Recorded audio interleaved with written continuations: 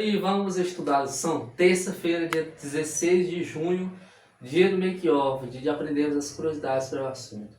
Vamos estudar sobre dois termos muito importantes e muito relevantes nesta semana, que são os principais: remanescentes e o Apocalipse. Vamos aprender um pouco a mais para nós estudarmos sobre esse assunto tão importante que são as marcas de identificação.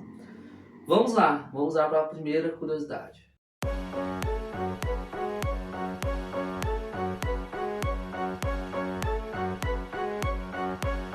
Vamos falar sobre o termo remanescente. Esse termo, é um termo muito antigo que vem na Bíblia, escrito desde o tempo de Noé.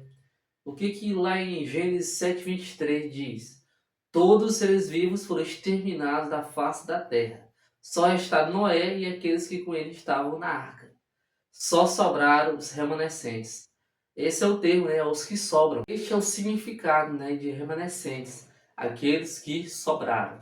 Ficaram quem na arca de Noé, incluindo somente seres humanos? Ficaram quem? Noé, a sua mulher e seus 3 filhos e as suas 3 mulheres, suas 3 noras de Noé. Ou seja, no total foram quantas pessoas? Foram 1, 2, 3, 6, 8. 8 pessoas remanescentes, E aí, ao decorrer da história, o que aconteceu com os descendentes de Noé? Se desviaram dos caminhos do Senhor mais uma vez. E Deus tinha exterminado a face da terra muitas pessoas. Por quê? Porque eram pessoas ímpias, mas que estavam mesmo causando um terror aqui nesta terra. Lá nos primeiros anos da história da humanidade. E aí, uma grande escolha, foi o dilúvio, para que matasse esse pessoal todo. Mas aí, mais uma vez, desviou do caminho do Senhor. E aí Deus teve que fazer mais uma escolha. Agora escolher quem? Os descendentes de Abraão. Abraão, que era um homem diferenciado, que era um remanescente de Deus. Naquele período todo que a terra estava muito cheia de pessoas, Estava muito cheia. E aí Deus chama Abraão dizendo o seguinte: a sua quantidade de pessoas será igual às estrelas do céu, a água do mar e etc. Por quê? Porque serão muitas pessoas e que seria um povo excluído, só que um povo excluído diferente, um povo excluído remanescente. E aí que posteriormente veio Isaac, e de Isaac para Jacó, Jacó para seus filhos, criando a grande nação que chamamos até hoje de Israel.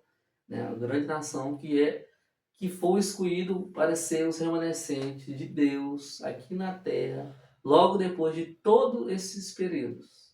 Até passar para o dia de hoje, nós temos remanescentes do Deus de Israel. Segunda curiosidade.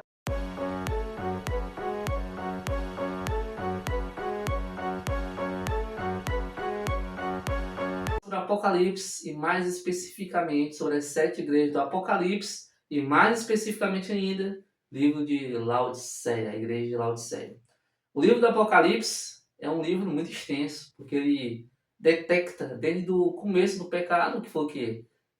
Satanás, com grande inveja, com grande orgulho, tentou se rebelar e conseguiu, E juntou com a terceira metade dos anjos para se vingar, derrotar Deus, mas não conseguiram. E aí começa tudo isso da história do Apocalipse, Porque o Apocalipse é exatamente isso. Revelação, não é essa revelação do futuro, mas também do passado.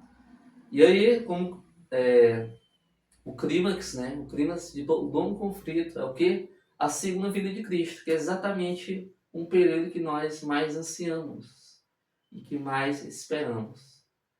E aí, vamos estudar muito, muito, muito, muito, muito, até mesmo o fim dos tempos sobre isso, sobre esse conhecimento específico. E já indo para as 7 igrejas do Apocalipse, quais são elas? Éfeso, Esmirna, Pérgamo, Tiatira, Sardes, Filadélfia e Laodiceia. O que elas significam? Será que essas igrejas eram só a mensagem para as igrejas que tinham naquele período? Na verdade, não. Lembre-se, o Apocalipse é cheio de simbolismo. Claro que não ia ser só para aquelas igrejas. As igrejas significam que períodos diferentes. E aí, ao decorrer da história, ia passando. Primeiro Éfeso, depois Esmirna, depois Pérgamo, depois Tiatira, depois Sardes, depois Filadélfia, depois Laodiceia. Em uns certos períodos, a igreja ia estar naquele nome. E aí tinha aquelas características específicas. E a que estamos hoje é qual? É a última. É a última igreja do livro de Apocalipse, que no caso é qual? Laodiceia. Então, Eduardo, se nós já estamos no último, então já estamos aí muito perto de esgotar. Exatamente. E está mais uma hipótese muito top para entendermos isso. Laodiceia era uma cidade que se situava na Turquia. Situava-se numa local da cidade moderna de Denizli, na Turquia, no cruzamento de estradas principais da Ásia Menor. E aí, né, uma grande menção à igreja da Laodiceia é que é morno, é uma igreja morna, nem quente e nem fria. E aí, o que que significa? O que que tem a ver com Laodiceia? Olha só, não sei se você sabia, mas as águas de Laodiceia eram águas terríveis, águas muito ruins, considerada água não potável, porque a água, por meio de aquedutos das fontes termais do sul da cidade, até chegar em Laodiceia, a água ficava morna. A qualidade dela não era boa e a cidade ganhou a reputação de ter água não potável. Ao engolir esta água, o pessoal fazia o quê? Vomitava, né? Porque é muito morna. Água morna sabemos que não é boa, né? É muito ruim beber água morna. Sempre é boa água natural, água fria, né? Água morna, que é quase quente, mas não quente, peça. E aí o pessoal vomitava. Na própria Apocalipse fala sobre essa palavra, vomitar. Né? Se for ler lá o livro de Laodiceia, você vai entender. Isso significa o quê? Essa vomitação. É que Deus não gosta dessa igreja, dessas formas de ser nem quente nem frio, ser muito morna. Não agrada nem um pouco a Deus. Sabemos que a igreja tem que ser o quê? Muito quente. E fria também é terrível, né? Porque não é possível. Tem que ser a igreja muito quente, não morna. Que é o período que vivemos a igreja hoje. Então vamos mudar essa rotina específica da igreja de Laodiceia. Vamos orar? Senhor, mais um dia estamos finalizando. Conteúdo extenso, mas um conteúdo produtivo. Agradecemos muito pelo conhecimento explicado hoje.